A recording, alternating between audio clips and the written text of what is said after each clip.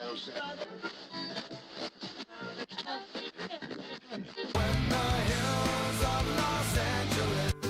Angeles, I'm and most Hollywood nights. She goes to California, oh, California. What you say about Los Angeles? LA got the people saying.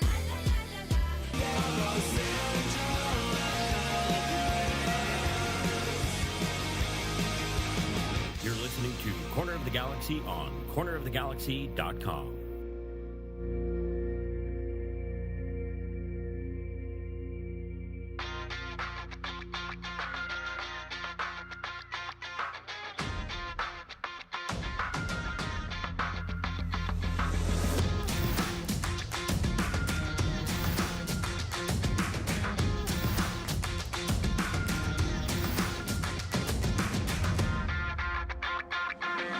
Welcome to Corner of the Galaxy, the show that talks 100% LA Galaxy soccer. We're glad you could join us. Now it's time to sit back and relax as your hosts navigate through the twisting, turning, but never boring world of the five-time MLS Cup champion, LA Galaxy. Hello, everybody, and welcome to Corner of the Galaxy on cornerofthegalaxy.com. I'm your host, Josh Guesman, coming to you on a Thursday, July 21st. LA Galaxy getting ready to face off against Atlanta United coming up on Sunday, a very last game of the MLS calendar for this week. You'll know how everybody ahead of you plays. You'll know what position the LA Galaxy have fallen to before the game starts, and so you'll have everything in front of you to understand what the Galaxy, a win for the LA Galaxy could do. We're going to talk about that. Gaston Brugman introduced to the press, the media, and some fans at an open training on Wednesday. I was there. We'll talk a little bit about that. Your transfer window rapidly coming to a close here. We'll tell you how many days are left and sort of maybe what you can expect from the LA Galaxy. We have to talk a little bit about that. It's going to be interesting.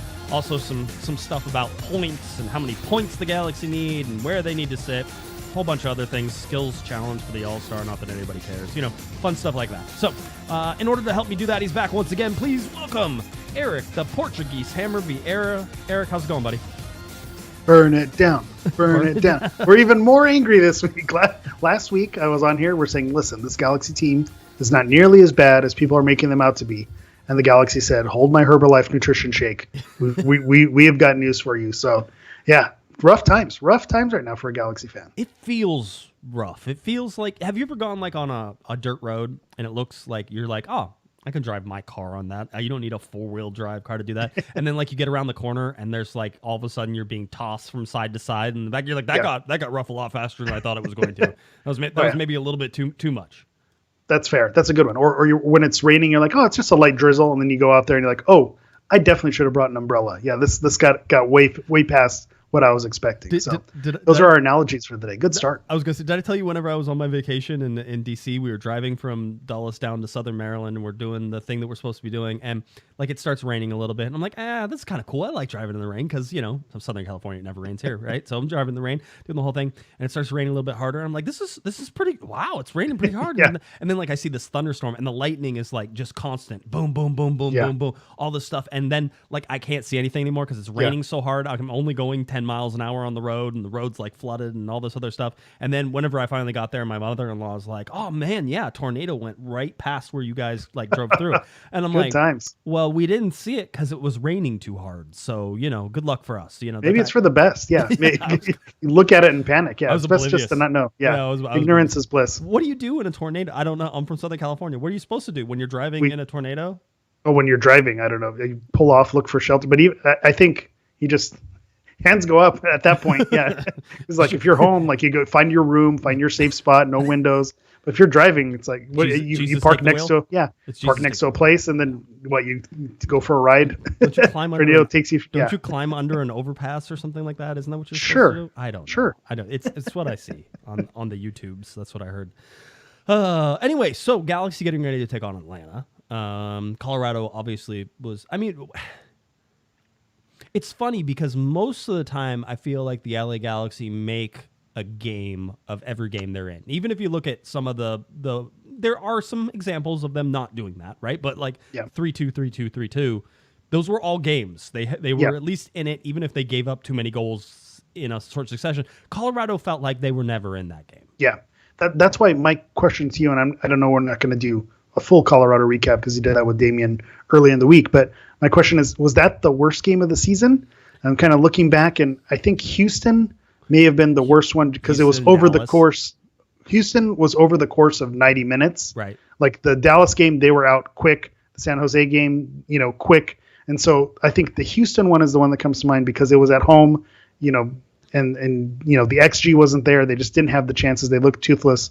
This one, you're right. They never looked like they had a chance. I think you mentioned it, 18 shots and then an XG of 1. Like, do the math, divide that up, figure out how bad. Yeah, I think they only had like 2 shots on goal out of that. I mean, it gets worse actually whenever you're trying to figure out your XG on some of that stuff. So that was a pretty toothless and embarrassing game outside of like maybe Chicago, but at least you got a point out of that, even though that Chicago was an ugly game. So it's up there. And the fact that we have like 4 or 5 games to say, was this the worst game? It's like there's not a clear worst game is kind of scary also. Wait, what was it? Was it something though? Because I asked Damien this, and I thought it was one of those things that you ask in the moment, and then you don't really think about the answer because you're like, oh, this would be a good question to ask them, and then you try to figure out. It's like, name one game out of the next 14 you guarantee the LA Galaxy are going to win, right? And it's like you have to bet your house on it, right? Like you have to. So the whole day, it's like. I'm leaving the country. my answer is drive me into the tornado. Yeah, that's my result. Yeah, good times. I like that. So that's where one of the things that is sort of popping up and rapidly coming to a close is that the transfer window, the MLS secondary transfer window, what we call the summer transfer window, is closing in 15 days. 15 days counting today. So basically 14 days now, whenever you're starting to do everything. It closes on August 5th. Usually it closes at like 5 or 6 p.m. on the East Coast or 8 p.m. on the East Coast or something like that. It's an East Coast close. And so that'll be when everything is over. The interesting part of this is, I think if everybody remembers, Eric, is that we sort of talked about the LA Galaxy interested in other players. And we talked whenever I had a nice long chat with Greg Vanneys about adding in another player, and he was fairly adamant that they felt confident they were going to be able to do that. And the whole deal, and they had 2 or 3 guys for this other spot, but they needed some things to work out for them.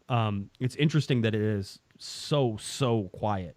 Yeah, it feels that way, right? I mean, there's nothing. That's what I was going to say is we had this conversation about, maybe 2 or 3 guys. We knew Brugman was in the works. And so you say, okay, but maybe there's one more player coming down the pipeline. And if there wasn't, you can live with it. But my frustration, and we talked a little bit about this off mic, is you see other teams signing 1, 2, 3 players. They're bringing a lot of reinforcements in the middle of the season. And the optics, at least, are we started our season, we figured out what some holes may be, and we're now bringing in these players to either fill a role that we need, or we had this deficiency, so we're using our scouting department or whatever list we have of players, and we're bringing in these reinforcements to kind of fix what's been wrong the first half of the season. I think you pushed back and said these moves that happen don't really happen. Like, it's not you get on the phone and then next week we have a player walk through the door. These are, relationships that are built over 6 months, over 12 months. Yeah, and so Brugman was 2 years, by the way. 2 years, he said. Whenever I didn't know it was that long. I knew Greg had said for a while, but he said, because we can get into Brugman, but basically he was talking in Spanish. And Vicky Mercado, who's with LA Galaxy PR, was translating the whole deal. And I said, hey, I know over the last year type thing. And he went, mas, like more than that, like immediately. Yeah, he was that's sort crazy. of interjecting on that. But yeah. Yeah. So to that point is, okay, maybe you're not going to bring in a guy next week, but where's our list of guys? Who are the guys who have been on the radar? The fact that you're not bringing in anybody and not addressing, the gaping hole at attacking midfield. And just figuring it out, it is a little bit disheartening, and that's the tough part. And then I don't know if we want to address. We had a super chat 15 minutes before the show started. When we turned on the show, we had a $20 super chat already. But that kind of addresses the same thing. Is Stefan? Is that what we're going with? I'd say Stefan, right? Stefan. Well, it's a killer name, Stefan Wiper. It just feels like a FIFA creative player mode, like it's one of the stock players that they put in there from Germany or from or Austria. Yeah, right. I'm trying to figure out where Stefan's from here. Solid last name, Wiper. Yeah, by the way. Yeah. With a Y. Yeah, WY. That's some fun. Stefan says, so much for the Jay Lings signing, Jesse Lingard signing to turn the season around. What are the chances of a second quality signing, or is it too late? It's not too late. this is stuff, and to your point, Eric, you're right. There's been adjustments, and teams are making adjustments, and the whole thing. The Galaxy have made their adjustment, but it's also a guy that they've wanted for 2 years. It's not addressing this season. It's something that it was something they were trying to address like early on, right? The whole deal, and so they also have that in there. So I understand where that's coming from. The problem here is that the LA Galaxy have put themselves in a position to not be able to make any moves, right? I mean, they're basically tapped out on roster. They're basically tapped out on salary. They're tapped out on international slots. They had to buy one in order to bring Brugman in. And if they're going to get another international, they're going to have to bring somebody else in. You were wondering if maybe they would go interleague, right, and try to find somebody who's a domestic who could fill some spots and do some things. And that has been happening a little bit. And that's what those are the moves that I'm seeing that are actually the ones that upset me. You're not going to, Jesse Lingard, international slot, someone who's going to be expensive. You say, okay, I understand we've hamstrung ourselves and aren't able to bring that in. But you look at, these teams who are, trading guys who have fallen off, who are no longer regular starters for their clubs, but they still have proven MLS minutes and proven stats.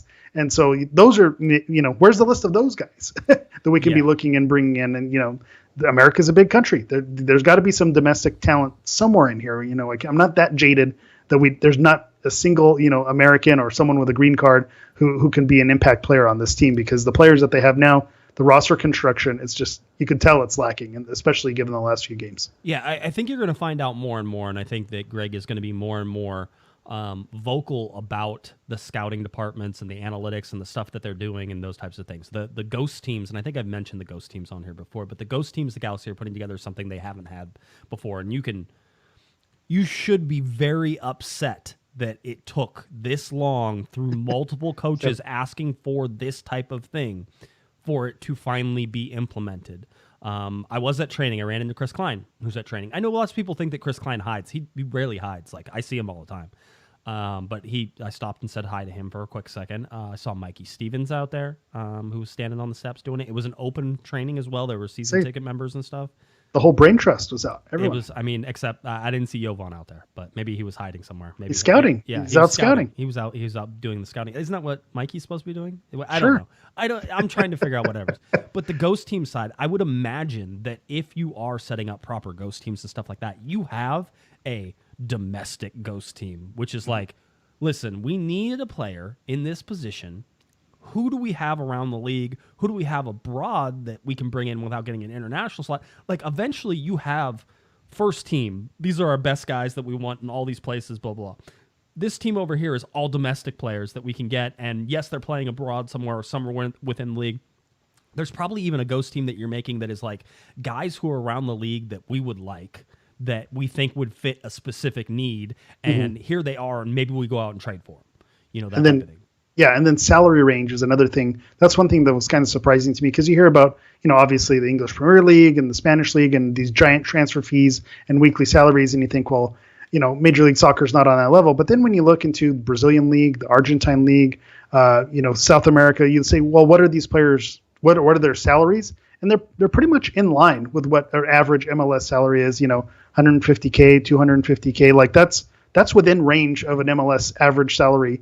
And that's the type of player who's maybe making a difference in, the Colombian league. And that's maybe somewhere where you can go. So that's just the thing. Like, there's gotta be something going on, and to not see any of it coming to fruition. Maybe it's not coming.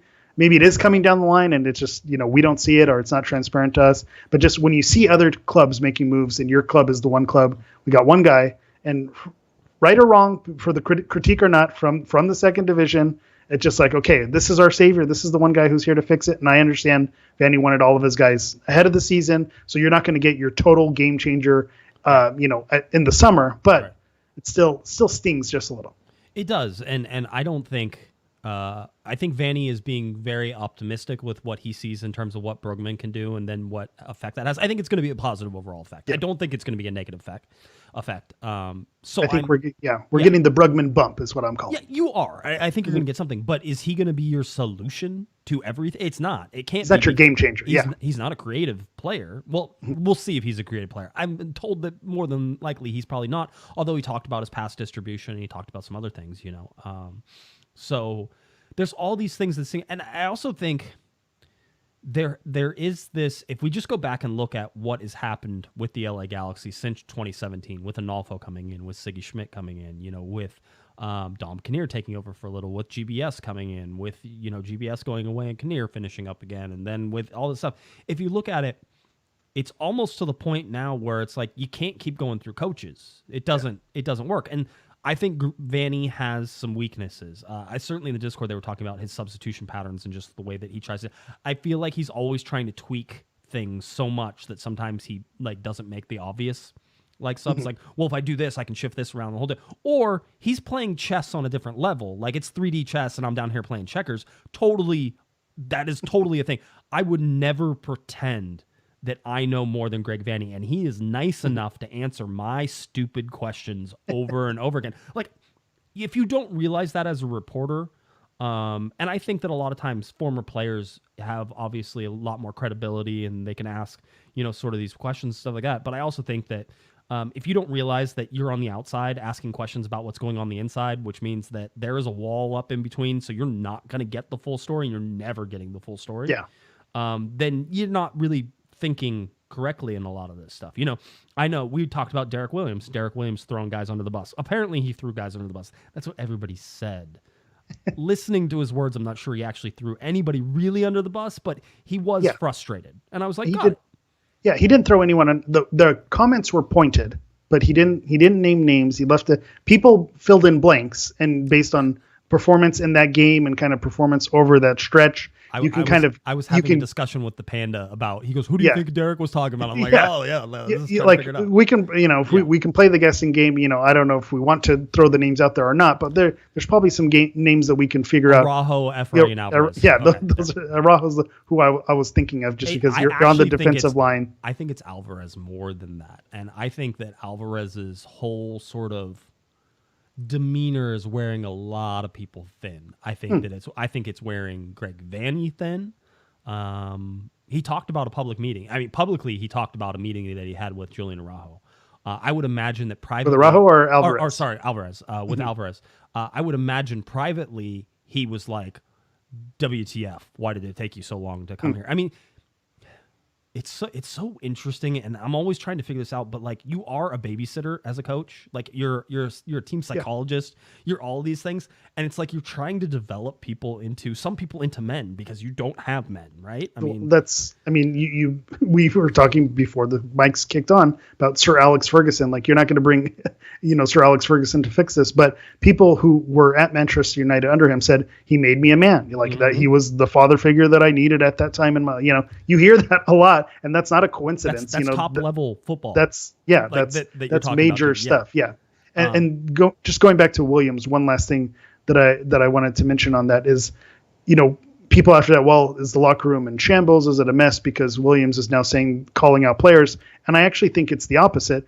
That's sticking up for Greg Vanny. He's saying, coach has the right idea. We're not executing it. So if anything, that's belief in your coach, and so showing that one of the leaders on your team has the coach's back and is willing to go out there and execute and wants to execute what the coach wants to do. So to me, I took it as the complete opposite, that is someone who's now in the corner of their coach, not someone who the coach has lost. It's like hockey a little bit, where like Williams was self-enforcing, right? Like that was that was self-correction. It's like, oh, so you think that you're better than the whole team.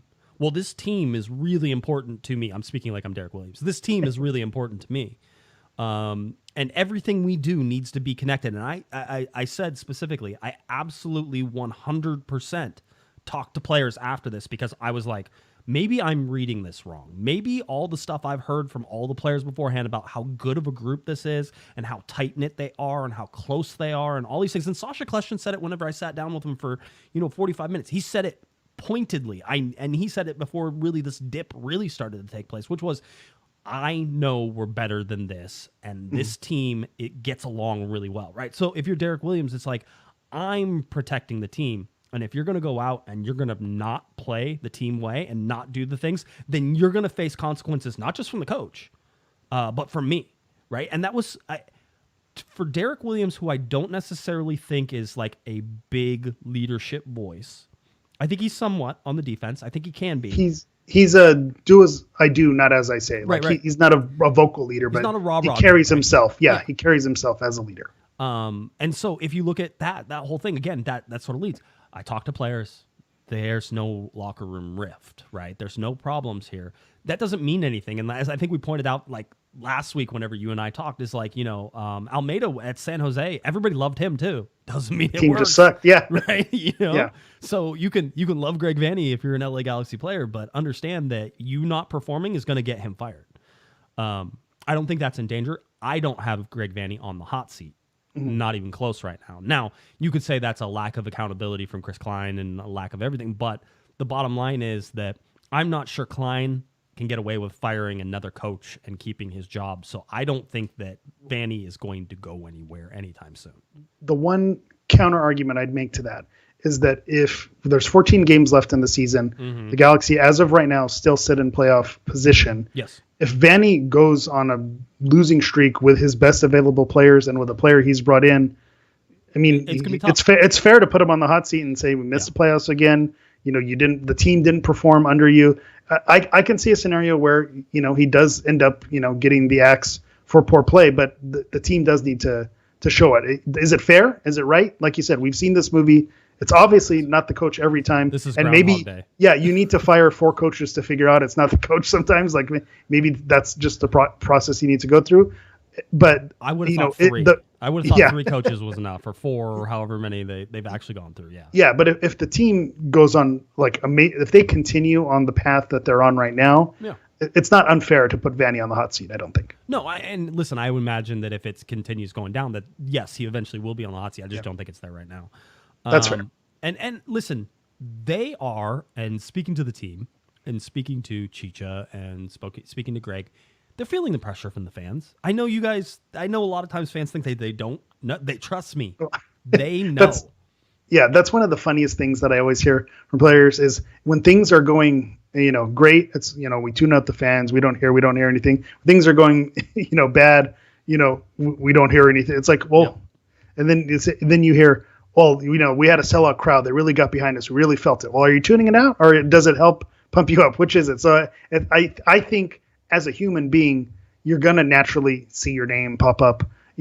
Get tagged on social media, see your name pop up in reviews and player grade performances and things like that. And when it gets really negative, like maybe that's amplified, and that's not necessarily a healthy thing or a great thing, but it's real and it exists. And the same thing happens, with the positivity. I'll use kind of Dejan Joveljic as an example. That's someone who at the beginning of the season, maybe wasn't on everyone's radar and has just been absolutely on fire. Then the Twitter account comes out. He starts liking tweets. He starts posting a little bit more. So obviously he's been bolstered by the love that he's been getting, and he's putting himself out there. Now, if he doesn't perform, and is he going to feel the heat or not? But obviously, I think that the positivity that he had created a presence where he obviously was feeling himself and was enjoying the accolades he was getting, and rightfully so. He deserves it. But I'm just saying you can't say you tune it out or it doesn't affect you. No, we see it on display. They know 100%. They feel that stuff. Well, it's funny. Dejan hates all that stuff, like hates the social media stuff and like any of the videos. He doesn't like being on video. He doesn't like talking to reporters. Now, he's not like, I hate you, I'm not talking to you. He's like, oh, if I don't, I'd rather not. Just talk uncomfortable. To you. Yeah, he's just like, I'm not comfortable doing the whole deal. And so we always try to lighten up the mood with him a little bit. And so he's usually a lot of fun. And he's just sort of a great guy to talk to. So let's go a little bit through some of the things that are going on in terms of training. And I went on training on Wednesday. That's when the Galaxy announced Gaston Brugman, a wispy little 5'9"-ish, 5'10"-ish guy. He's shorter than me, so I'm 5'11". Okay. See, that's funny. Yeah, she's shorter than me. I'm 5'11", so he's a little guy. But from everything that we read about him, is he's this bulldog, he's this enforcer. So look, I could see it. It's like he's got. I think Chris Tucker was saying in our Discord, it's like he's sort of got like the small man syndrome. Like he's like, I'm gonna play hard. The brain where my brain goes is Gattuso. Gattuso was probably 5'7", 5'8", little guy, but you did not want to get in that guy's way when the fire was hot. So that's not necessarily a bad thing. He very much. I showed a picture of him to my wife. Right, I'm like, what do you think? She goes, that guy looks like he plays soccer. Like it was one of those. It's like you can sort of fits the mold. He fits the mold very well.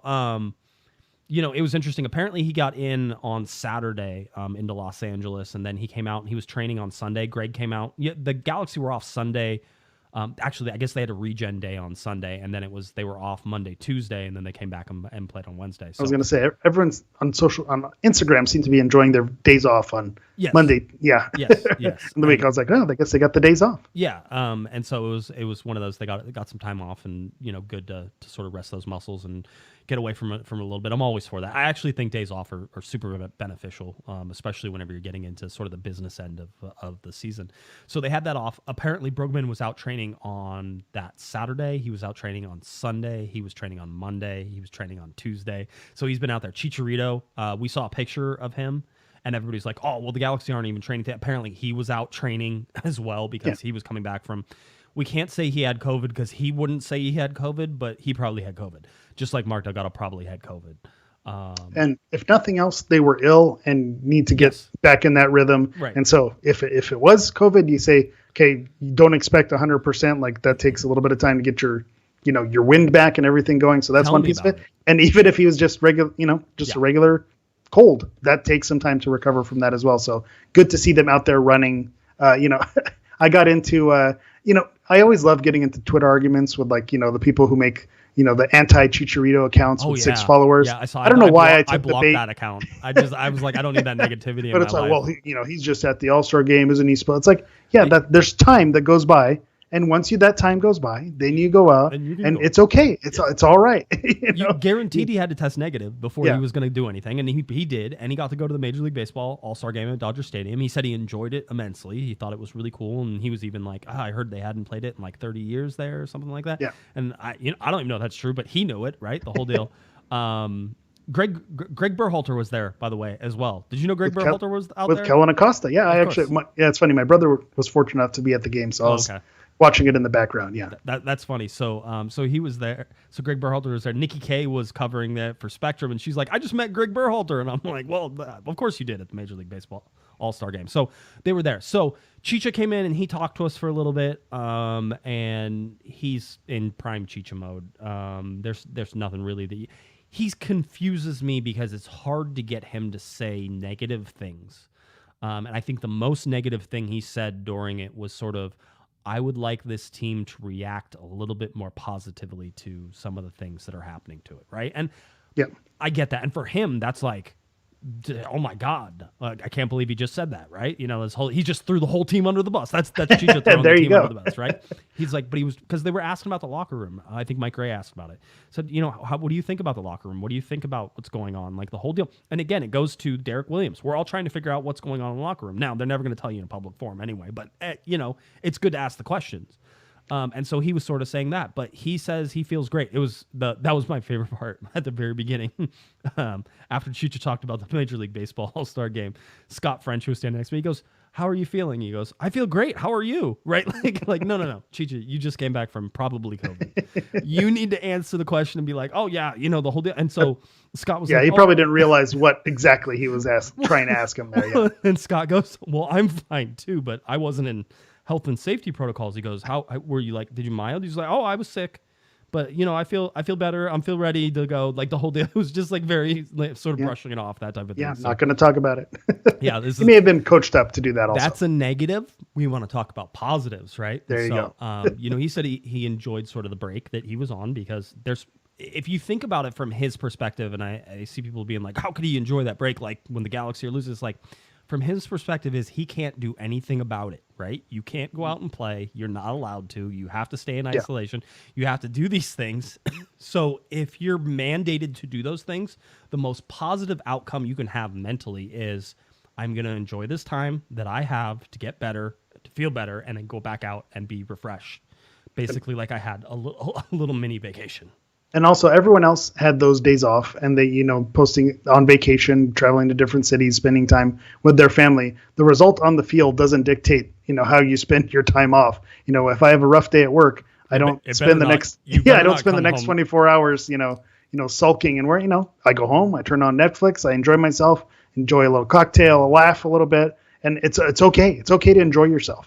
Like you said, the All-Star game hadn't been at Dodger Stadium for 30 years. If that's the case, it's the local. Even if it had been 2 years ago, he wasn't here for that, and it's at Dodger Stadium, a historic event. So they're allowed to have fun. It's okay. Even if he scores 5 goals, he's allowed to enjoy himself afterward. Yes. If they lose 5-0, he's also allowed to enjoy himself. My parents said I was only allowed to be upset after a loss for an hour. Right? It was like car ride home. You get right? the quiet car ride home. home. That's it. Like my parents are like an hour. You get to go home, take a shower, done, and then turn the page. Right on to the next thing. By the way, $5 super chat from What Thou wants to know what will be higher by the end of the season: Cabral's goals plus assists or Galaxy wins. Galaxy wins already have like 8, and Cabral has 1 assist. So I go with wins. I'd also go with wins. Cabral currently has more red cards than goals, so that's not a good sign from an attacker. So oh man, even though it's not a fair red card, but technically on the stat sheet, he has more red cards than goals. Mr. Provino gives us a $5 super chat. The question came up at practice between the COG Discord members. There were a whole bunch of COG Discord members who were at the open training. If the Galaxy made it to the U.S. Open Cup Finals and it went to PKs, who are your 5? Not Chicha. You know why I love this question? Because it's if they made it to the U.S. Open Cup Final. Because we're not even saying if they make it to the MLS Cup playoffs and get a shootout. We've already thrown that out. It's, hey, had they made it to the Open Cup Final, who are your 5? I like this question. Can I give you some background on this? The Galaxy at the end of the open training did a team PK shootout, right? So they had everybody up there. Now, this is one of my favorite things. I hate it when people practice penalty kicks like by themselves, right? Because there's no pressure. Right? There's no, maybe you can work on technique there, but you need the pressure in order to try and simulate what you're going to be doing. Because anybody can make a spot kick when there's no pressure. Correct. You need the team around making little side bets and running laps, doing push-ups, all those things. Harassing you, like you better not miss. And they sort of split it up into teams, and they were trying to come up with like winners and doing all sorts of stuff. And so one of the things that happened that while I was there and I walked in sort of as this was just getting ready to take place was I got to see a bunch of people take penalty kicks. Most people made them. 2 people who missed. Kevin Cabral had his shot saved because of course he did, right? I mean, I was like, I was sat there and I go, of course it got saved. That one, and then Brugman was sort of like he wasn't supposed to take one, but they were sort of like, go take one. He was like, okay, and he rang the crossbar pretty hard. Like he beat everybody. It was if it would have been lower, it was definitely in, but it went clank. I'll take a good crossbar that's hit hard. I'll take that over. Did you see? Where someone tried a Paninka. I think it was Chelsea player against they had Charlotte. It is the year. It is the time of midsummer friendlies right now. Chelsea has played. Everton played. Was it Barcelona who played Miami and beat them 6 or 7 or 8 to nothing? I don't remember. It was a lot to a little. And everybody lost their mind for 2 seconds. Apparently, it's not Barcelona against Inter Miami. I can't. Well, and then people want to make a big deal about Minnesota. I think Minnesota. Did they beat? 4-0. They beat Everton. Yeah, again, right. They beat Everton nearly relegated Everton. Yeah. And then Chelsea drew with Charlotte. Yeah, that's right. So they had some of these going in. So they have everybody I guess forgets that this stuff has happened before. This is all stuff we've all seen. Does anybody remember when the LA Galaxy played Manchester United at the Rose Bowl? Yeah, that was the discussion that I was having. They played them at the Rose Bowl. They also played them at Dignity Health Sports Park. They played Real Madrid. I remember going to that game. Yeah, these things happen. It's a cash cow. It's how you fill your stadium. There are a lot of soccer fans in the United States. Not all of them are MLS fans, and this is your chance to bring them in. Okay, so let's get back. So who are your 5? Let's see. Are we going to go 1 for 1? I mean, I don't want to have different. We could have the same teams type of thing. I'm gonna say Mark Delgado. Okay. I like him. I'm going to put Revellison in there as well. He's on my list. These are emotional people for me. I'm trying to figure out who I can count on to stay calm. Or like you said, lack of emotion. Or a lack of emotion. I would put. It gets hard. Yeah, I say question. Is he going to be on the field? That's the question. I think Victor Vasquez, if he's on the field, I would. So take let's make that our twofer. It's either Vasquez or question. Okay, that's number 3. So Delgado, Revellison, Vasquez / question. I probably am going to let Araujo take one. Ooh, see, I'd have Edwards ahead of Araujo. And I was trying to go on either side, but the bottom line is that I don't know that I have Chicha in that. He's not my number 5. He's your goal scorer. You have to put him out there. You have to put him out there. Here's the thing: if he's not your 5, then he's getting into sudden death 6. and that's more pressure. Right. So do you give him the one spot so that way he like leads off? Yeah, that's not a bad idea. Give him the one. Don't give him the order pressure. Matters sometimes more than anything else. Like at the end, I would like either Delgado or Raveloson or Kleshin or Vasquez to be Kleshin taking or Vasquez at 5, 4 or 5. Right. Yeah. I mean that's sort of where it is. So all right. So Chicharito 1, Delgado 2. Okay. Raveloson 3. I would Araujo, Edwards. We each get a pick. So. Yeah, split them. Yeah, okay, so Araujo and Edwards, and then Vasquez 5 or Kleshin. Vasquez Kleshin. Okay, I think that So works. I think we gave people, 8 people kickers. Are saying Joveljic, by the way. Joveljic he's a 1-for-1 swap for Chicharito, Yeah, okay. and I would take the Araujo Edwards kicker out for Joveljic if they're both on the field. I agree. 100. So anyway, so that's where we're at. We solved it. We solved it, guys. But guys, let's go. Guys, you don't want taking penalty kicks in a right. We're gonna let Chicha take it because he's your goal scorer. So you're gonna let him have it. Kevin Cabral does not get to take one. Sam Grandsure does not get to take one. Efrain Alvarez does not get to take one. I'm trying to think of who else. Derek I think those Williams, are the 3 who I wouldn't trust. I would trust Derek Williams. I would, He'd smash it right down the middle. Yeah. Edwards and Araujo are in there. What about your other center back? Would you let Nick Depew? Depew, or former forward Nick Depew. Yeah. He's on the. I mean, these are all sudden death picks. I wouldn't volunteer them first. I think Jonathan Bond. I would let Jonathan Bond take one before I let Chicha take a 5. Yeah, I'm happy. I'm happy with our 5/8 that we threw out there. Okay, good. I'm glad we got through that. That was important. Just a reminder that Javier Chicharito Hernandez has been selected to not only participate in the MLS All-Star Game along with Julian Araujo. That game is coming up in Minnesota on what is it? Is it August 10th? I think it's August 10th. I think August 9th is the All-Star Skills Challenge. The Skills Challenge, yeah. And then the 10th is All-Star Game. The All-Star Game. The MLS, and then Chicharito has been put on the team, the MLS team, to be part of the Skills Challenge.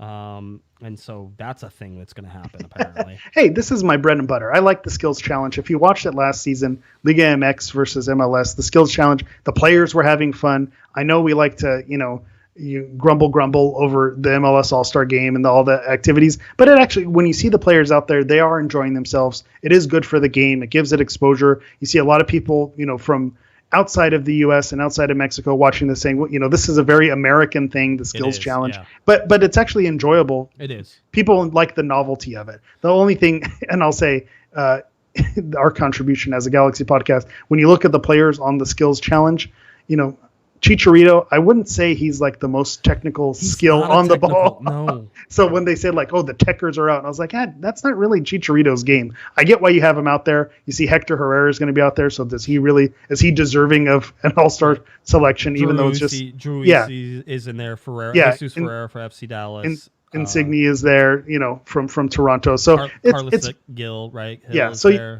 So you're getting the players who are big names to you're making it an attraction. They're making no bones about what it is. So I look forward to it. There's the shooting challenge, the touch challenge, which you probably won't see Chicharito doing, crossbar challenge. It's just kind of a fun, when you talk about the players watching or the fans watching the training, it's basically a glorified training session with some stakes. Yeah. And I think that's what makes it fun. Yeah, I think they're getting rid of. Last year they had a lot of the targets, and he tried to hit the targets and that type of thing. In I think the final round of things, I think they got rid of all of that, and they're just doing the crossbar challenge because that's the only one everybody wants to see anyway.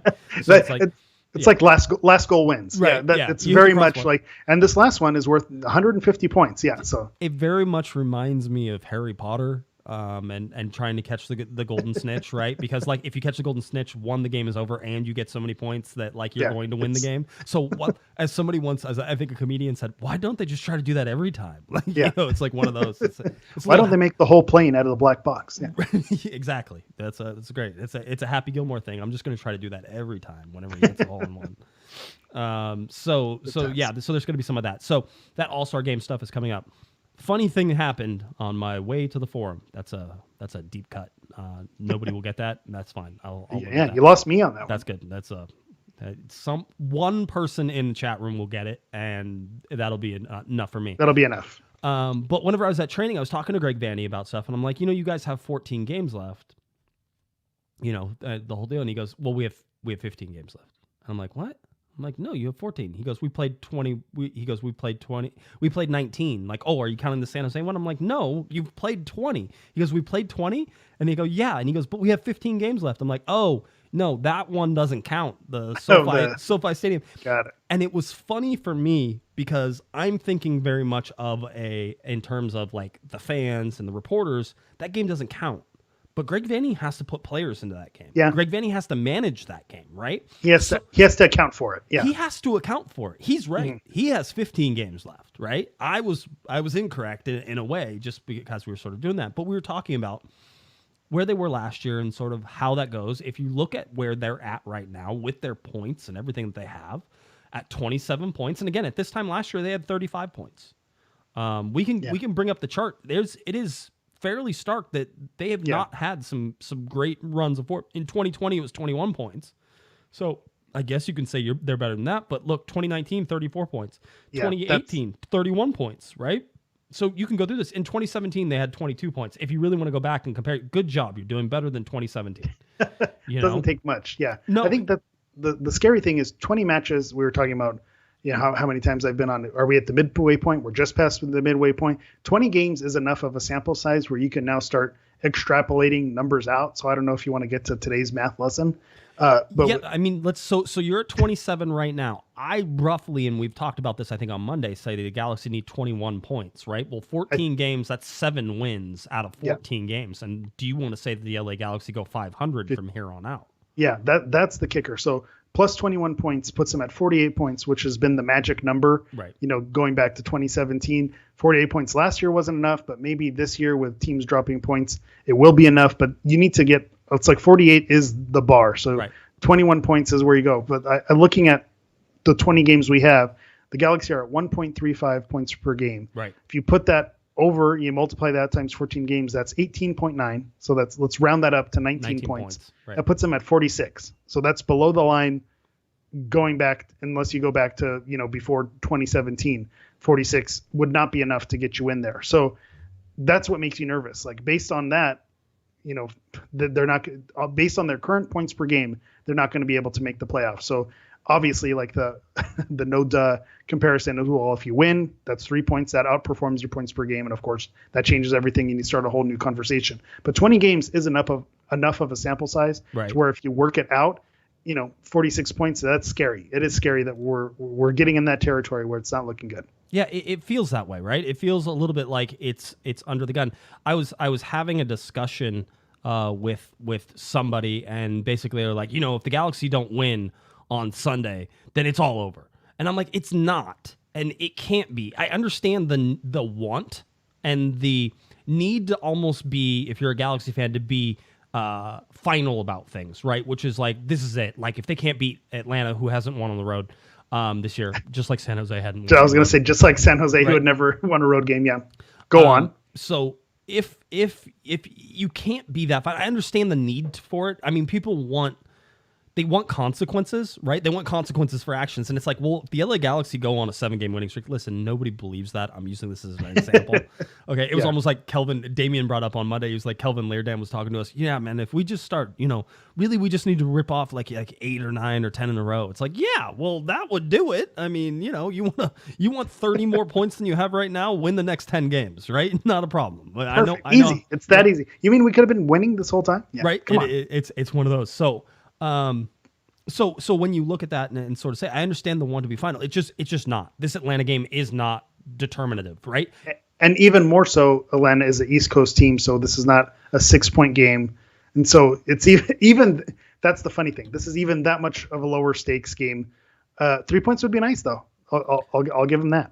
It is interesting, though. I asked Greg Vanny, and I said, hey, the 21 points seems about where it is, about 48 points, right? 48 points sort of puts you right in that run. And he goes, yeah, I think, and I agree with him, because this is actually my thought as well, is that that's not how the Western Conference is playing out right now. Like 48, absolutely. I think if the Galaxy get 48, they're 100% safe. They may even be in a 5 or a 6 spot at 48 points.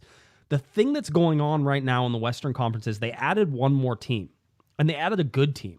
And so that there are teams that are all just sort of middling in here. And whenever I talk about the middling teams, I'm talking about anybody basically who's not Austin or LAFC, right? LAFC at 42 points, Austin at 41 points, okay?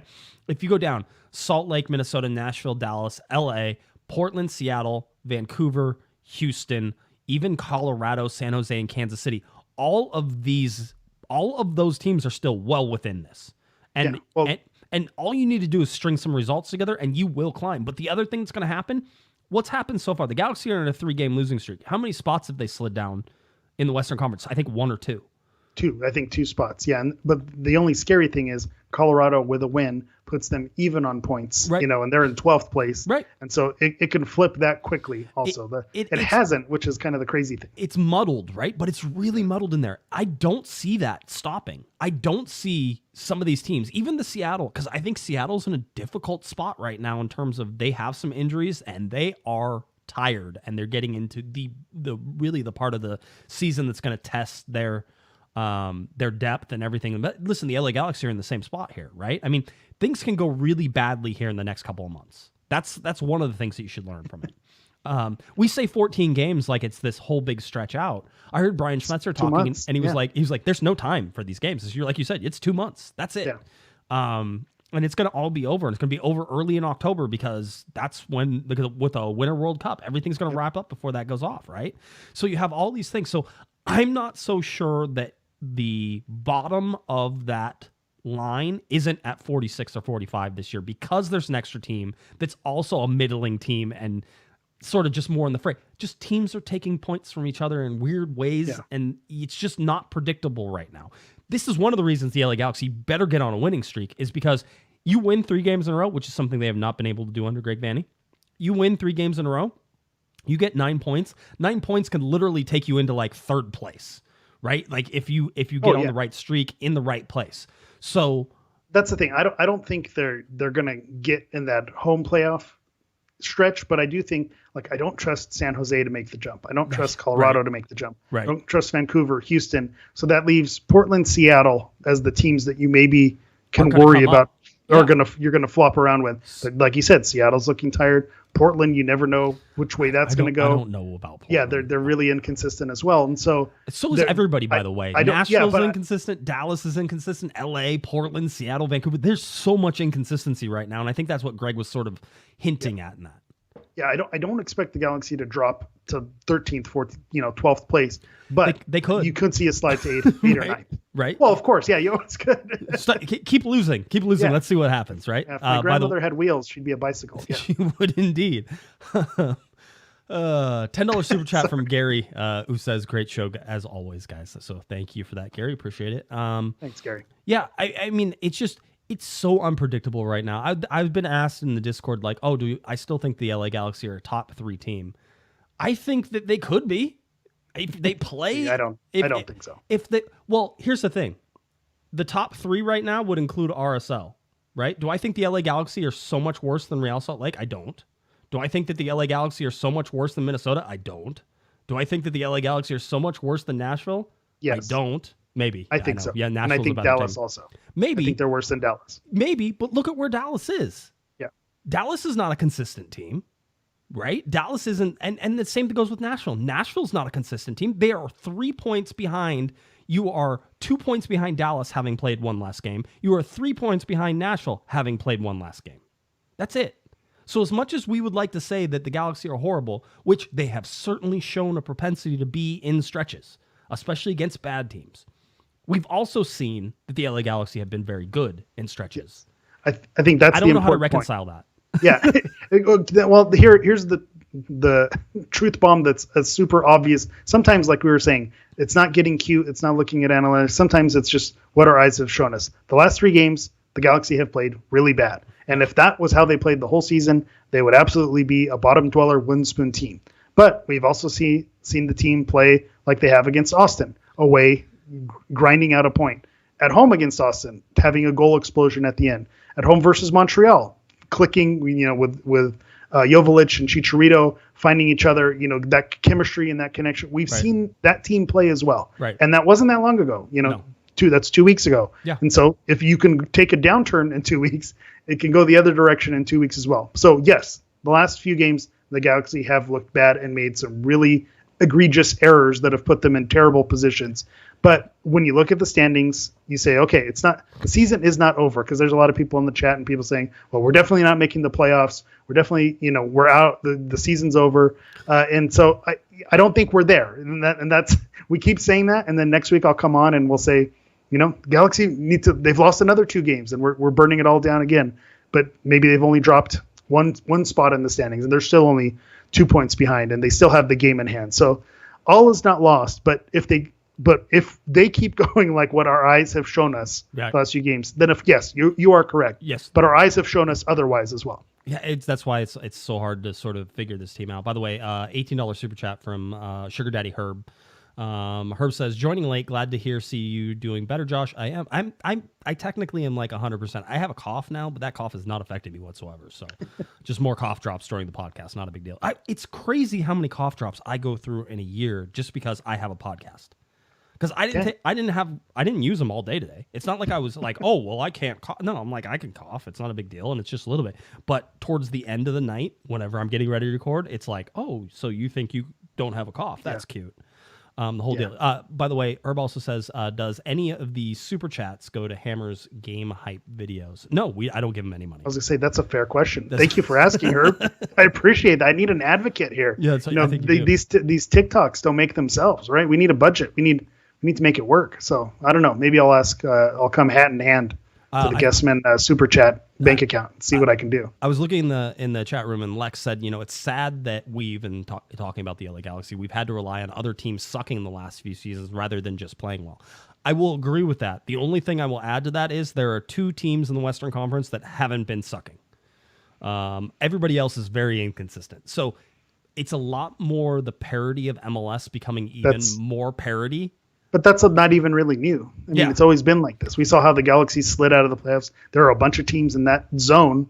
And, on one kick of a ball, the Galaxy was out of the playoffs. Yeah. It was just like that. That's how jumbled everyone was. So it's not new. It is what it is. By the way, Darren gave us a $10 super chat and says, we are so close to being near the top, but also not far from the bottom. We needed to hire Dr. Sharon for Cabral. I'm not. Somebody said something. Mike's in our chat room. Maybe I said it to Mike because he was saying, man, maybe this guy just needs some confidence. Mike was at least near me whenever somebody said this. He just needs to find some confidence. I'm calling BS. This is not a confidence issue. This is a technical skill ability. This is not I don't believe it. I don't believe that this is just simply a guy doesn't have high enough self-esteem. I can't, because even if you have low self-esteem, you're going to put a ball away in the back of the net on occasion, especially with the places that he has been. That's the other side of it. When they signed Kevin Cabral and you saw the highlight video, you didn't see bangers like when we saw Alessandrini, free kicks from the outside. You saw a guy with speed kind of tuck a ball underneath and had it dribble into the goal. So I kind of see what you're saying, the technical ability piece. This isn't a confidence in building that confidence up. We said we need Dr. Sharon. I actually think we're past the psychologist. I think we need, some religious experts, a shaman, a priest. A good sage. There's something else that needs to happen. But I think that's fair. And that's why the young DP, this is an investment as someone who's not ready yet, but they're going to build that skill. And that's the goal here. But you're right. That skill is not there. I agree with you. It's not mental. It is technical skill, but I think it's technical skill and mental as well, which, hey, it's a bad combo. Yeah. If you have a bad brain, but at least, you have good technical skill, you can make up for it, or good technical skill or bad technical skill, but you have, the heart of a lion and a good brain, then that's another thing. But when you're missing both, that's a bad combo, bad recipe. Yeah. It's super interesting. I thought Super said we aren't parody PARTY, but we're a parody PARODY. Well done. I like that. Super. Like, good wordplay. Good points wordplay for that. Very good. $5 super chat from Aaron. I too wish Josh a happy birthday. However, I'm being more sincere than the others. That's right. It's the big Guesman birthday on Saturday. So thank you for that, Aaron. Certainly appreciate it. No big fancy party this time. I think no live show. Time, right? No live show. Verbal Arquitecto. $5 super chat. Do you think Chicha will renew? No. I don't see that happening. Big discussions in our Discord today. Yeah, what do you think? Who's doing the work? Because it would not put it past this front office to see them offer a 2-year extension to Chicharito. Why the way things are going. Why? because the answer everybody knows is no, right? Correct. The very clear answer is no. You're not going to renew him. He looks tired. We were having a whole discussion in the Discord about how he looks tired, what's his motivation going forward. If you haven't joined our Discord and you want to be upset every morning you log on, I feel like it's a great place to go and just complain about stuff that, one, you really have no idea about, and then just fantasize about how horrible the Galaxy are. It's a great place to be. Very positive. And if you want to upset your wife, turn your notifications on and just have that thing pinging Just all day pinging long. all She's on. like, what is happening? Okay, I'll turn the notifications off. So Discord, always active, always happening. So My and you're wife right. gets so angry, like whenever my notifications, because I have Twitter notifications, I have Discord notifications. But the Discord more than most. The Discord really, if you're subscribed to all the channels, it is a nonstop deluge of Galaxy hate and some fun as well. Some fun. And other It's topics, a lot of hate right now, though. I'll say this: which fair enough. If you want to be a negative Nelly, and by the way, eSuper is one of the best negative Nellies we have in our chat room on a regular basis, so that is good. If you want to be a negative Nelly, you are going to be right more than you're wrong right now about the LA Galaxy. Correct. Right? Yeah. So it doesn't take much to sit there and say, well, this team is bad. And I can agree. There's some roster issues that are just horrible. We're going, and we talked about it on Monday, but like Kevin Cabral is a great example. Greg Vanney, 100% his signing, right? I can stand behind that 100%. Greg Vanney saw Kevin Cabral playing, said, that's the kind of guy we need, went out there. Now, I will also add this to all of that for years now, contracts and salaries, contract length and contract amounts have been crazily inflated for whatever reason by the LA Galaxy. I think back to Jorgen Skjelvik being the highest paid defender in the league, and it's like, well, who made that deal? Mike Ciani making a lot of money, getting that Bugatti or McLaren. It was the McLaren that Ciani had. Again, who made that deal? You're starting to see this trend, and you hear some rumblings, and it's so okay. He wanted Cabral. Did he want him at a DP? Did he want him at that salary? 5 years? For 5 years, yeah. So that's the other side of the coin where, yes, okay, he's missed so far. Let's be very honest about what the LA Galaxy have been paying. They've been paying a stupidity tax. All right, they've been stupid with some of the stuff that they have offered and what they have done. And again, Greg Vanney's only been here for 2 years, right? We could go back a long way to figure out. Do the math. Mike Ciani, Jorgen Skjelvik. Yeah. Michael Ciani made enough money to lease a McLaren. All right. I mean, if you're going to be that guy, and have it delivered. Yeah. He had it delivered. Of course he did. And at least he gave everyone rides. I'll give him that. Yeah. Everyone loaded up in the McLaren. Some great photos. Wasn't that, they had like a whole photo shoot with it, like with the palm trees? And Giovanni Dos Santos, Jonathan, Bradford Jameson. It's like, there's no way they all fit in that McLaren. People are saying that's the Galaxy tax. Agents taxing the Galaxy. Yeah. Yes, absolutely. But then it's also the Galaxy. You can say no, right? Correct. You can say no to Kevin Cabral at 5 years and $1.3 million and, whatever the transfer fee, I think $6 million was. You can say no. And I have less problem. Here's my overall thinking on it is I have less problem with Kevin Cabral on a 5 year for that money, knowing that you're then going to have to just be like, okay, that's my development project. All right. I'm not saying it's great, right? But I'm saying if you're going to make that type of signing, which is which is an unknown guy, you're trying to develop, you're going to put him on a young DP, you're trying to take advantage of the rules in order to get a younger player in who's already going to not be as tested, as well proven out as other players. So when you go young DP, you're already risking it. And MLS teams have risked it through a bunch of this. You're already doing that, then you have to be smart about your other two DPs. So that means you can't take a flyer on somebody like Douglas Costa, right? And that's where that comes down. If you had Chicha playing the way that he is right now. If you had 2021 Chicharito. Right, okay, sure. Without the injury. If you had 2021 Chicharito without the injuries, was 17 games that he played. And you have let's say, I'll say this because this will just get everybody all riled up. You have a Christian Pavone, a known guy that you're going to get you assists and goals, 10 goals, 5, 6 assists, right? Those types of things. If you do that, then having Kevin Cabral as a young designated player, as a development project is less of a risk, but you can't go get somebody like Kevin Cabral and offer him 5 years. And when you do that, you can't do that and then take another gamble, high risk, high reward on somebody like Douglas Costa. I think Douglas Costa in the next 14 games is going to be the best version of Douglas Costa that we're possibly going to see. All right, that doesn't mean much. He hasn't. And I was going to say that's still the funny thing is that might not be good enough DP. It's better than maybe what he's given us. Right. I can see where you're going with that, but it still might not be good enough, which is crazy. Yeah.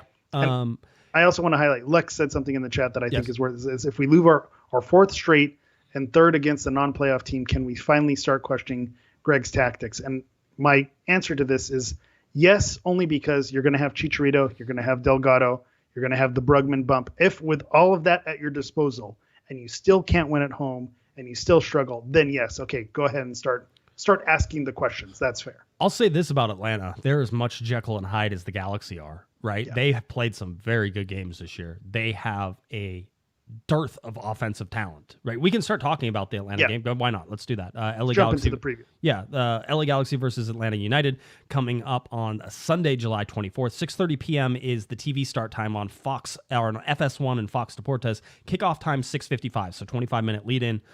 So don't ask me about that. I've told you. I tweeted out. Yeah. I literally tell everybody this stuff all the time. I will on game day. What time's kickoff? So yeah, that's my big takeaway. Usually the 6:08 or the 6:38 or whatever it is, I can handle that. But the 25-minute delay, like that, always gets me. Yeah, 6:30, I'm good to go. No, it's actually just do half an hour. It's 7:00. Get there a little bit early. Right. 7:00 is what you should tell your mind. The LA Galaxy have never, ever in their whole entire history, it's only 3 games, have ever beat. This isn't as bad as like Colorado where they haven't beat them in the last 8 games, right? And it goes back to 2017. Well, the LA Galaxy have also never beat Atlanta going back to 2017. 4-0 win the first time these teams ever met in 2017. That was in Atlanta. A 2-0 win for Atlanta at home in 2018. And the last time they played was in Atlanta, 3-0 win for Atlanta in 2019, in August of 2019. So Atlanta, 3 wins, 0 draws, 0 losses against the LA Galaxy. And not only have they not won a game, they have not scored a goal. So they is that 9-0 in goal differential. So look 0 goals scored against Atlanta. Hey, if the Galaxy score a goal on Sunday, there should be a ruckus celebration. That's history. Yeah, we should retire the jersey right there. Save the ball, whoever scores that one. Oh, man, this is just awesome. Joseph Martinez has taken to not starting all of a sudden, which has been an interesting little twist. Now, he went off semi-similar to Derek Williams and sort of said there aren't people who are trying, blah, blah, blah, the whole deal. And apparently the situation to mend that situation was to put him on the bench. I don't know how that works. Like, is it, if you're calling people, this would be like Greg Vanneys saying, Derek, you're out of line and I'm going to sit you because you said things that were true? Or is it because they're like, those things aren't true and you need to be part of the team, and so you can't just be like saying this? It's a very interesting thing, right? It's a fine line. But also, to that point, Ronaldo Cisneros, who's starting in his spot, has more starts, more goals. So that's kind of the interesting thing. When you think of Atlanta, you think of Joseph Martinez, right? But he's actually not their highest performer right now. It is Ronaldo Cisneros. So he's not the guy you need to worry about. Now, of course, when he comes off the bench, if he comes off the bench, Joseph Martinez is absolutely someone who, will make you pay. So you have to keep an eye on it. But that's not the guy who has been on fire for Atlanta as of late, even though Atlanta hasn't really been on fire. Yeah, they haven't. The Galaxy will get to see Alan Franco back there at center back. Kevin Baxter's Alan Franco. Finally, Kevin can be in the same building as Alan Franco after saying that he was coming. Kevin gets a pass because of the pandemic, but just barely. It's funny. We were sitting at a preseason game. That was the live show. That was the live show when we Kevin's broke like, news. he's coming. I was like, I don't think he is. I don't really know if that's happening. So this is an Atlanta team that, if you look at the standings in the Eastern Conference, is 11th in the Eastern Conference. Like, this is not a good Atlanta team, and they are very much win some, lose some, win some, lose some. They have 1 win on the road right now, 1-6-2 away. And so really they have not played very well this season at all, but they're a team that has, listen, this is the type of team the LA Galaxy should be able to exploit. They like to play direct. They like to try to get in behind. There should be space open there. Now, I'll tell you right now, if Atlanta scores, they will park that bus.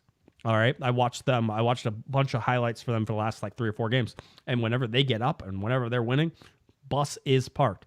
So the Galaxy, under no circumstances, I don't care if all 11 players stand in the goal for the first half, cannot give up the first goal. Yeah. Right. Well, you did see Orlando eventually, come back, but they were parking the bus, and Orlando just kind of repeatedly went after them. So to your point, I do see this as a positive for the Galaxy, because when San Jose comes in, when, Houston on decision day comes in, Vancouver comes in, it's like, well, the Galaxy don't, play well against those teams. But when you play against a team who's going to be hungry, who's going to be attacking, which is more of Atlanta's style, I think that does better suit the Galaxy to, get on the counterattack and kind of make those things happen. So it reminds me a lot of, when they played against Austin, when they played against Montreal, these teams who want to play their game, and then the Galaxy is going to be able to counter, because as we know, this is a counterattacking team who pretends to be a possession team. Correct.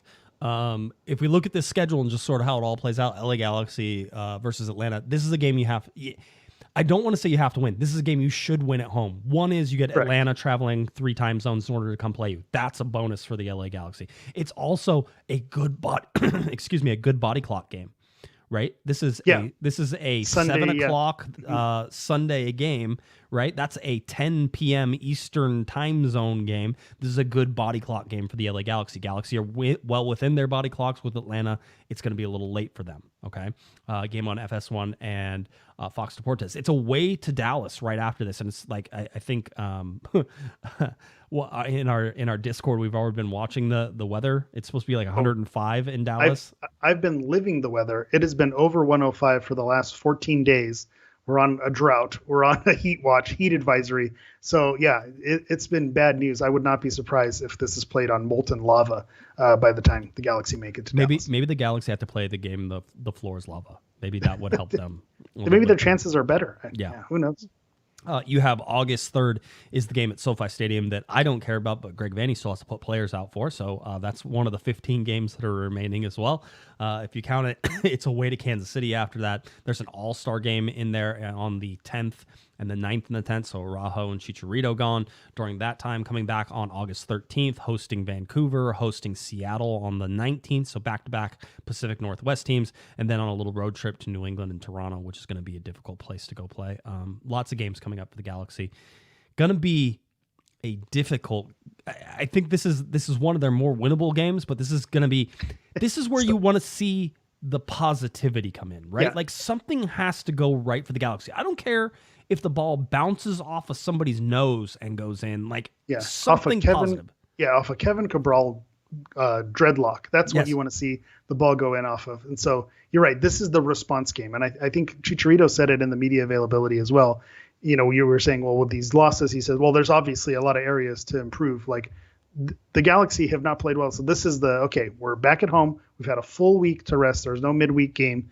This is the game where you need to show us something. Unfortunately, it's Star Wars night as well, which, I've heard via the Discord, the Galaxy does not play well. Have you seen on the Star Wars night? Have you seen the Spaceballs stuff that's out there instead? Shout out to the Nag Boys, News Across the Galaxy, for creating Spaceballs perfect. Wonderful. It's just such wonderful. It's so much fun. I had more bad news the week after at FC Dallas. That's also Star Wars night for them. So, good. So two Star Wars nights in a row. Nights. That's great. We'll see how that goes. That'll definitely not work well for the LA Galaxy. Yeah, this is a game that the Galaxy really do need 3 points from, only because if they can get going positively. Remember, before the break, that long 3-week international break, the Galaxy had just beaten Austin. They were sort of feeling themselves. They were in a good, positive mental space. We've talked about the emotional maturity of this team and how it is delicate. It is a delicate balance. This team is very open to having in-game meltdowns, like personally inside of their own heads. I'm going to call it emotional. It is what it is. Yeah. I'm not using that as a bad word. It's you let your emotions get the best of you. You get hot, you get down on yourself, and vice. But that emotion also works on the other direction. That knob, turns the other direction against Montreal when you're feeling yourself and you're passing, or even that game against Austin, Joveljic, decides bicycle kick assists are now in the cards. Right. That's the emotion pushing you forward as well. So I think this is a very emotional team. They wear their heart on the sleeve. Depending on how things are going, you get a performance out of them depending on what's happening around them. We pointed it out on Monday. We'll point it out again. 9 out of the last 12 games, the LA Galaxy have allowed the first goal. That does not go well for them, because whenever they allow the first goal, they're 1-8-1. They score the first goal, they're 7-1-1. Score the first goal. I know Simple. it's such an easy thing. It's also, Eric, and we joke about this all the time. If you want to play teams that are bad, right? If you want some bad teams, and one of the reasons you can look down the schedule and we say we don't know if there's guaranteed win. It's not because all those teams are good, right? It's because the LA we're bad. Galaxy Yeah. aren't that good, right? So if you want to be a better team, you'll play more bad teams.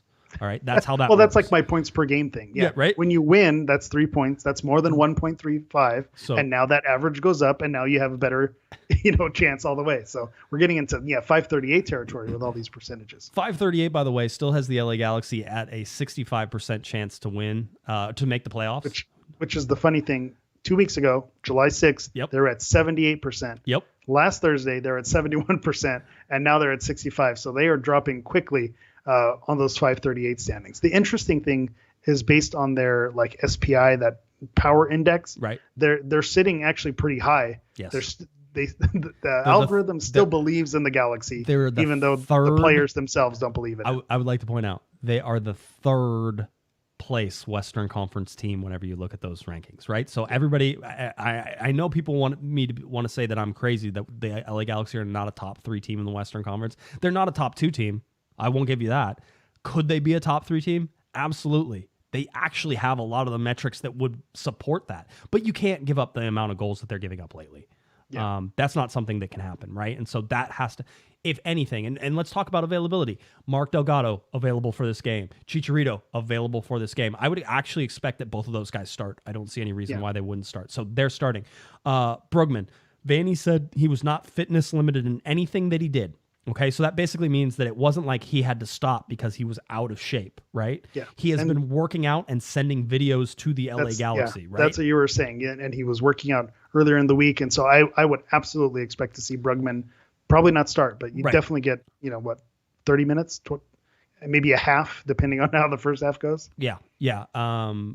It's funny. I think that like a 30-minute run out for him is perfect, which is going to be really. I can't wait to see the chat rooms, and I can't wait to see everything when the LA Galaxy are down a goal and Greg Vanneys putting in a defensive midfielder, which I absolutely believe is going to happen. By the way, there's a lot of the people don't like 538 in terms of their stats and everything like that. Yeah, it's heavy on XG, so it is. We know what it is, and so we also see. So I agree that it's not the end all be all, but as far as like what you can expect, it's usually not far off far as like what did they get? What did they nail last year? They nailed New York City FC winning that. They had them number 1 the entire year and was like, this team is really good, you guys. And like they weren't performing that way on the field. They were not their way in the standings. Nope. Correct.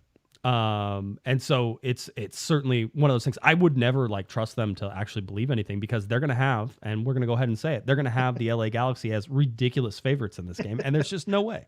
Yeah. It's the Galaxy have the 3rd highest win percentage out of the whole slate, and Atlanta has the 2nd lowest win percentage. So we take away the draw percentage. So again, yikes, that's supposed to make us feel good, but that does not make us feel good given past 538 predictions. So, 48%. And then also on Bovada, Galaxy are minus 125. So again, good favorites there. Atlanta's plus 320. So again, all these things just make me really, really nervous. Take the underdog at plus 320 for 100%. Like it's like, and by the way, the Galaxy, I wonder what the Galaxy's percentage of covering is, because it's got to be really low, right? Yeah. It's one of those. Well, and you look at the draw, that was, again, going back to our whole conversation that we were having, a little bit of GBS, the no draws. That's kind of coming back to bite them as well. That's either a spectacular failure or a big win. You don't see a lot of that, just kind of grinding out that 1 point on the road, or kind of coming back and getting that draw. You don't see that from this Galaxy team.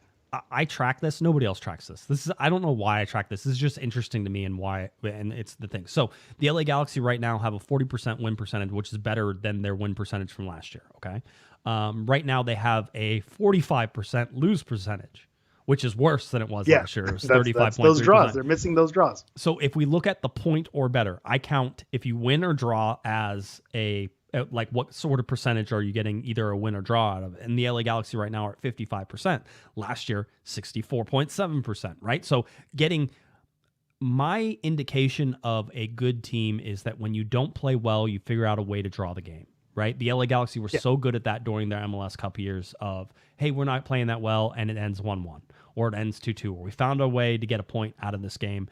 And when you can do that on a consistent basis, when one, you have a high win percentage, and then your point percentage, your chances, your percentage of getting a point or better in that game is in that 60, 65%. That's whenever you start seeing these really good teams. 2016, by the way, their point percentage, 82.4. They had a ton of draws. They only lost 17.6% of their games, but they only won 35% of them, right? But like, those are the teams who you don't want to face because right? you're not going to go in there and easily grab points from them. Yeah. Yeah. So anyway, 15 days left on your transfer window. Closes on August 5th. That's something to keep in mind in the LA Galaxy going up against Atlanta coming up on Sunday. Prediction sure to be wrong, Eric. Go for it. I know everything that I've seen says not to do this, but I'm predicting a win. A 1-0, like 80th minute Chicharito goal. I think that's what happens. They're going to grind it out. It's going to look ugly. Fans are going to be upset, and then they're just going to get bailed out at the very end. Get that 1-0. I'm calling a 1-0 win. It's 2-2. Okay. The Galaxy score 2 first half goals, and then give up meltdown. 2 goals in the second half. So they pull an inverse Galaxy. Is what you're saying? Yes. Okay. Yes. I think that's a black hole. Yeah, we'll have to get to the telescope, figure out. Here's the thing. Like, I want. It's so weird, and having covered teams as long as I have, it's such a weird feeling because I absolutely want to see the people that I cover and I talk to on a regular basis succeed. And there's almost a part of me in my head that says this team and what I've seen is not this bad, and I can't believe it. Just because there's so many things that are going for it. Now, I don't think that, as we talked on Monday, I don't know that there's like an answer for a good starting 11 right now. I don't know that like you're sitting there and you're not compromising a whole bunch of things. But I think when Brugman comes in, you get to like not have Efrain Alvarez on the field, which I think is a positive overall net positive for the LA Galaxy. Maybe it won't be, right? Maybe that'll be a huge issue.